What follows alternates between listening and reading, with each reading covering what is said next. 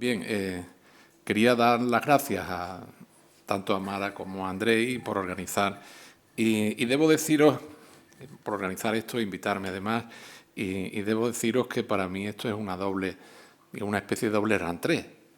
Llevaba algo así como 3 años sin participar como profesor del máster, entonces esta me pareció una buena oportunidad de volver. Y, por otra parte, también es una vuelta porque cuando empezamos a ver las temáticas, cuando Andrei me dijo, Concha va a tratar de Tarski, cuando vi Tarski, Gödel, etc., ay Dios mío, ¿y yo dónde me sitúo ahora? Bueno, pues otra rentrée, Beth, con las tablas semánticas. Que, bueno, hace un tiempo me ocupé bastante de ese asunto, ahora últimamente estaba en otros temas, pero bueno, con mucho gusto vuelvo a retomar este tema y trato de, siendo puntual, ya que hemos empezado tarde, vamos a procurar ser puntuales. Y voy a hacer un poco algo parecido a lo que dijo Concha, más que explicar con todo detalle cómo es el procedimiento de las tablas semánticas, aunque si da tiempo diremos todo lo que podamos. Pero vamos a ver un poco cómo es la trayectoria, en principio al menos, cómo es la trayectoria de Beth en este. Había pensado en hacer una introducción, que quizá voy a saltar un poco, luego un resumen biográfico y hablar luego del procedimiento de las tablas en general, para luego terminar con tableaux y decidibilidad. Directamente me salto la introducción porque eso ya es cosa conocida de la mayoría de los presentes. Bien, Beth es un filósofo de la ciencia y lógico holandés que vivió entre 1909 y 1964. Fue profesor en la Universidad de Ámsterdam de lógica, historia de la lógica y filosofía de la ciencia. Se puede decir que es uno de los representantes de la llamada filosofía científica holandesa. Si nos vamos a, digamos, el obituario que apareció publicado en la revista, en el Notre Dame Journal of Formal Logic de la universidad correspondiente, ahí vemos que efectivamente mencionan 4 periodos, aunque un resumen lo encontráis en donde ahí se dice en biografía fuente. En un primer periodo, él intenta una síntesis entre el neocantismo de la Escuela de Marburgo y los resultados de la investigación sobre los fundamentos de las matemáticas llevada a cabo por el Círculo de Viena. En un segundo periodo, luego vamos a ver una especie de cronología, hay un alejamiento del neocantismo. La filosofía de la objetividad científica y hay un rechazo del concepto de filosofía como visión del mundo, ¿no? Como la Weltanschauung. El tercer periodo se identifica con los estudios históricos, adopta una actitud crítica frente a la filosofía y a la teoría del conocimiento tradicionales. Y por último, ya en la última etapa de su vida, hay nuevas investigaciones en el campo de la lógica, de la semántica, de la filosofía, de la ciencia. En cuanto a la obra principal de él, es Los fundamentos de las matemáticas. Y en cuanto a las contribuciones destacadas, podemos decir que elabora el método de las tablas semánticas, también conocido tableaux semánticos, tableros semánticos, y que luego más tarde, en la medida en que nos dé tiempo, voy a presentar mínimamente. Por otra parte, realizó también la primera caracterización semántica de la lógica intuicionista, digamos que inventó los modelos llamados modelos de Beth. Estableció también un teorema fundamental referido a la teoría de la definición, el teorema de Beth-Padoa se suele presentar como de Beth-Padoa, de acuerdo con el cual todo concepto implícitamente definible también admite en todos los casos una definición explícita. Creo que sin habernos puesto de acuerdo está bien que ahora nos ocupemos de Beth, porque, digamos, se puede decir que continúa, en cierto modo, cuestiones que había planteado Tarski. Bueno, por deciros cómo se formó y cómo fue evolucionando, hay que decir que en el 32, en 1932, terminan sus estudios de matemáticas en la Universidad de Utrecht. O sea, su formación es en matemáticas, en principio. Pero luego estudia también filosofía, tanto en Utrecht como Leiden y Bruselas, y presenta una tesis de doctorado, la tesis doctoral que se llama Razón e intuición en las matemáticas, y ya venía trabajando en ellas cuando se pone a estudiar filosofía, pero lo presenta como tesis en Groningen, en Groninga, como tesis de filosofía. Durante 10 años trabajó como profesor de matemáticas en enseñanza secundaria y tiene un gran interés por la psicología del pensamiento matemático.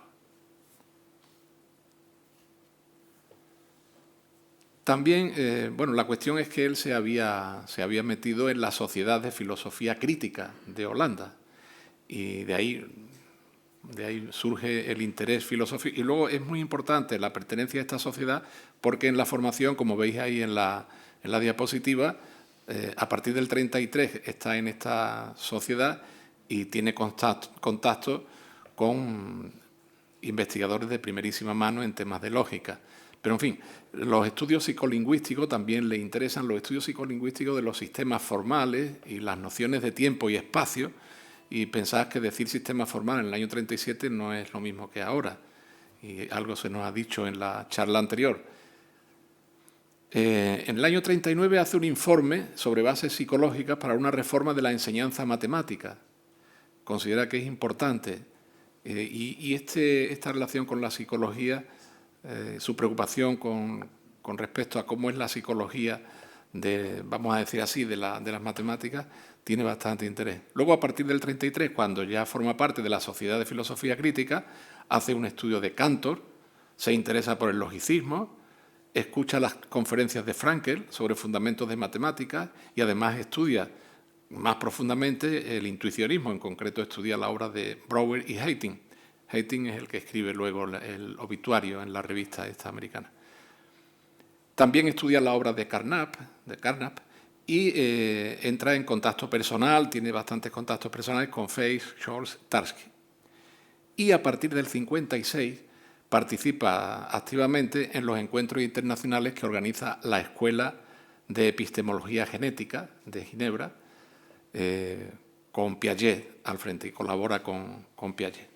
Bueno, esto nos da una idea de la formación que tenía Bethe. Y una cosa interesante es que podemos decir que en los momentos en que él se ocupa fundamentalmente de las tablas semánticas, en el 50 y la publicación que se maneja primero, creo que es del 56, si no me equivoco, pero digamos que él de alguna manera trata de sintetizar todas las aportaciones que están llegando, vamos a decir, por una parte vía Gensen, por otra parte Tarski. Sabéis que cuando se habla de las concepciones de la lógica, se suelen reunir estas concepciones de la lógica en dos, se agrupan como en dos grandes clases, las concepciones de carácter sintacticista, hay quien dice sintacticista, o sencillamente que entienden la lógica como un cálculo, a la Carnap al principio, frente a otras que son de carácter más semántico, concepciones de carácter semántico. Pues bien, el procedimiento de las tablas, ahora lo vamos a ver, vamos a decir que procura una síntesis significativa. Fijaos por hablar de su biografía intelectual, su posición creo que se refleja en estas palabras que he entresacado del librito Introducción a la epistemología matemática y psicología. Hay traducción en español de crítica. Este es un antiguo librito que le tengo mucho cariño. Es, como veis, de Piaget y Bethe. Y dice así: mi punto de vista se caracteriza por un esfuerzo continuo de comprensión de cualquier otro punto de vista como posición razonable. Aborrezco las doctrinas que nos obligan a rechazar todas las demás opiniones como carentes de sentido. Acerca de los fundamentos de la lógica y de las matemáticas se impone, a mi entender, la necesidad de una especie de síntesis doctrinal de las diversas tendencias contemporáneas. Como veis, se puede decir que es comprensivo con las posiciones contrarias a las suyas y, en todo caso, al menos desde el punto de vista de qué concepción habría que tener acerca de la materia que está estudiando, pues trata de aprovechar no solo lo que él ya haya estudiado trata de aprovechar las aportaciones, vamos a decir así, de los demás. En fin, algo que de esto debería tomar nota, aunque en otro ámbito, mutatis mutandis, nuestra clase política. Pero de eso, como de la humedad del chiste, hablaremos otro día. Si queréis acercaros a los trabajos de Bethe, en el artículo este de Haitink, que es del 66, es en memoria de, aunque él había muerto en el 64, ahí hay un listado amplio de todas sus aportaciones. Y ahí también he anotado algunos textos en español, Las paradojas de la lógica, que está en Cuadernos Teorema del año 75, Entrañamiento semántico y derivabilidad formal, también en Cuadernos Teorema en el 78, es una traducción con el mismo título, editado en inglés bastantes años antes. Y también este que he mencionado, de Epistemología, Matemática y Psicología, este junto con Piaget, es decir, el libro son dos partes. Una parte la escribe, una parte es la aportación de Bethe y la otra es la de Piaget. En la aportación de Bethe ya los capítulos son ilustrativos. Dicen, el capítulo 1 lo dedica, además de una introducción, que es de donde saqué antes la cita, el análisis del razonamiento matemático es inaccesible para la silogística tradicional. El segundo, la interpretación psicológica del razonamiento matemático, y hace un repaso, empezando por Stuart Mill, y llega hasta Hussey y su pretendido antipsicologismo, y un poco más. La tradición logicista, nos habla de el capítulo 4 se dedica a demostración estricta y métodos heurísticos. Luego, en el 5, se ocupa de estructuras intuitivas y matemáticas formalizadas. Si en el 4 había hecho un recorrido en el 3 primero por el logicismo y en el 4 también entra en las cuestiones del platonismo, etc., ahora estudia Kant, hace un repaso de Kant, Bergson, Brouwer, Hilbert, etc. Y luego el capítulo 6 lo dedica a las, entre comillas, máquinas de pensar y el pensamiento matemático. De modo que a quien le interesen los estudios de historia de la lógica y demás, creo que merece la pena también ocuparse de cuál es la aportación de Bethe y máxime teniendo en cuenta cuáles son sus planteamientos, vamos a decir, ideológicos respecto de la materia estudiada. Y como decía antes, si hay como esa posible concepción de la lógica de corte, vamos a decir, como teoría de la lógica como cálculo y la otra de corte semántico, pues fijaos que la noción de consecuencia en el entrañamiento semántico y derivabilidad formal la presenta en dos sentidos. Él presenta dos nociones de consecuencia. He tratado de reflejar ahí, incluso con su misma notación, lo que define. Hay una noción de consecuencia, que en realidad es la derivabilidad formal, ya os imagináis por dónde vienen los tiros, y establece lo siguiente. Dice que V es consecuencia lógica de un conjunto de premisas si es formalmente derivable de esas premisas. Es decir, si a partir de tales premisas, al aplicar las reglas de inferencia del sistema de que se trate, una y otra vez se obtiene finalmente V. Esta es la noción, vamos a llamar sintáctica, que habitualmente representamos de esta manera, ¿no? V es consecuencia en el sentido de un cálculo que representa el sacacorchos plano de U sub 1 hasta U sub n. Esta es una noción. Y la de entrañamiento semántico, pues viene a decirnos que V es semánticamente entrañada por U sub 1 hasta U sub n si no podemos reemplazar los términos de U sub 1 hasta A sub n y de V por nuevos términos, de manera que las nuevas premisas, le llamamos U asterisco hasta U sub n asterisco, sean verdaderas, mientras que la nueva conclusión, V asterisco, sea falsa. Esta noción, como veis, ya es semántica y simbólicamente se puede expresar así. Naturalmente, si se pueden encontrar esos términos, entonces se dice que estos proporcionan un contraejemplo para mostrar que V no se sigue lógicamente de las premisas.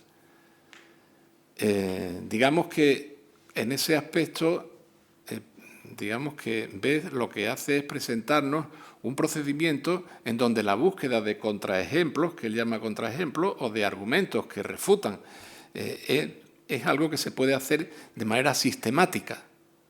No se trata únicamente de buscar contraargumentos o de buscar contraejemplos, por lo que se decía cuando yo era pequeño, la cuenta la vieja, sino de una manera sistemática, es decir, aplicando un cálculo. Naturalmente, BES advierte que es necesario que ambas nociones de consecuencia sean coincidentes, que den lugar al mismo resultado, y ya nos habla del teorema de completud. Bueno, lo enunciamos ahí, todos conocéis, dado un sistema de cálculo y el entramamiento semántico, la noción de entramamiento semántico, hay completud si para cada conjunto de fórmulas se verifica que se deduce, se demuestra en el cálculo antesintáctico U sub 1 a U sub n, de ahí se deriva V, si solamente si V es consecuencia lógica semántica de U sub 1 hasta U sub n. Bien. ¿Cómo se organiza en el trabajo de BES esa búsqueda sistemática de contraejemplos? Él lo dice, bueno, pues cuando nos den un argumento, lo que procede, naturalmente estamos ante argumentos expresados en un lenguaje formal. Lo que tenemos que hacer es pensar en las premisas como fórmulas válidas y en la conclusión como inválidas. A partir de ahí se va haciendo una descomposición de las distintas fórmulas, se va jugando con la composicionalidad que han permitido construirla, pero ahora es una composicionalidad, digamos, semántica. O sea, se atiende a la propia semántica del mismo lenguaje. Entonces, si ningún literal aparece en las dos columnas, es que hemos hallado un contraejemplo que nos dice que ese argumento no es válido. Es decir, que no hay consecuencia lógica. Lo hace de esta forma. Luego, él mismo, en el propio trabajo, nos habla de que se podría representar la tabla, a eso le llama tabla semántica, hay subtablas. Si alguien tiene interés, se puede consultar digamos, el original. El original, no sé dónde está, pero yo tengo una versión que viene del libro de Hintica, The Philosophy of Mathematics, que está en la Oxford University Press del año 69. Y luego la de Teorema, la versión en español, que es, como he dicho antes, del 78. Entonces, si alguien quiere, puede ahí ver de qué forma montan las tablas, las subtablas, cómo se van distribuyendo las distintas, hasta lograr que hay un contraejemplo o sencillamente ver que es que no lo hay, como trabajo muy sistemático. El propio BES, en el mismo trabajo, propone presentar la tabla con otra configuración, con la configuración de una forma arbórea invertida. En definitiva, estaríamos ante un grafo con una serie de nodos en los cuales se sitúan o se anotan fórmulas y que tendrían un cierto formato. Las fórmulas, el conjunto inicial se denominaría raíz, y digamos que la raíz es compartida en todas las ramas, se hace el símil del árbol boca abajo. Más que raíz sería tronco, pero bueno, se le llama habitualmente raíz, y luego de la raíz van saliendo ramas, se pueden producir más ramificaciones según se van aplicando las distintas reglas. Y tendrían, pues, el propio BES señala un formato y va con puntos, con unas líneas que van uniendo los puntos, cada uno de los puntos es un nodo, etc.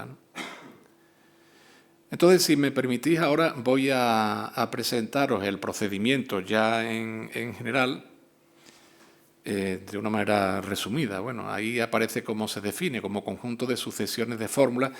Me aparto un poco ya no sigo contando cómo va haciéndolo en el entramamiento semántico y de derivabilidad formal. Ahora de una manera que me parece que es más cercana a cómo estamos acostumbrados ahora a tratar. Podéis ver, por otra parte, el procedimiento de las tablas semánticas en muchos de los manuales al uso, ¿no? Podéis encontrar Yo diré algo un poquito más de lo que se suele decir ahí, mínimamente, ¿no? Entonces, la tabla semántica no es más que un conjunto de sucesiones de fórmulas, a las que se les suelen llamar ramas, y cada una de las cuales se genera desde un punto inicial, desde un conjunto inicial común, que es la raíz, y en la que al menos una de las fórmulas no es literal. Si partiéramos de un conjunto de literales, no hay más que raíz, no hay que seguir. Entonces, cada rama puede quedar cerrada si aparecen dos literales complementarios. Naturalmente se van generando por aplicación de las reglas que ahora veremos. Digo, cada rama es cerrada si aparecen dos literales complementarios en su formación. El proceso de construcción entonces se detiene, o es abierta en otro caso. Por otra parte, una rama está acabada cuando o bien está cerrada, o si es que queda abierta, no queda en ella ninguna fórmula que sea un literal y en la que no se haya aplicado la regla correspondiente. Es decir, que mientras nos queden fórmulas no literales, hay que seguir aplicando reglas hasta que ya no podamos aplicar más, o bien hasta que encontremos un par de contradicción, dos literales complementarios, en cuyo caso la rama se detiene, puede seguir creciendo otra. De manera práctica, veréis en los manuales que se puede ir construyendo la tabla por niveles, porque una forma sería construir una rama hasta que se termine, luego otra, luego otra, luego otra. Pero hay niveles en donde las distintas ramas pueden compartir. Hay nodos que son compartidos y demás. Entonces, se puede hacer por niveles. Naturalmente, una tabla es cerrada si solo si todas sus ramas son cerradas, abierta si al menos una no lo es. Y, por otra parte, se suele llamar peso al número de constantes que tiene una rama.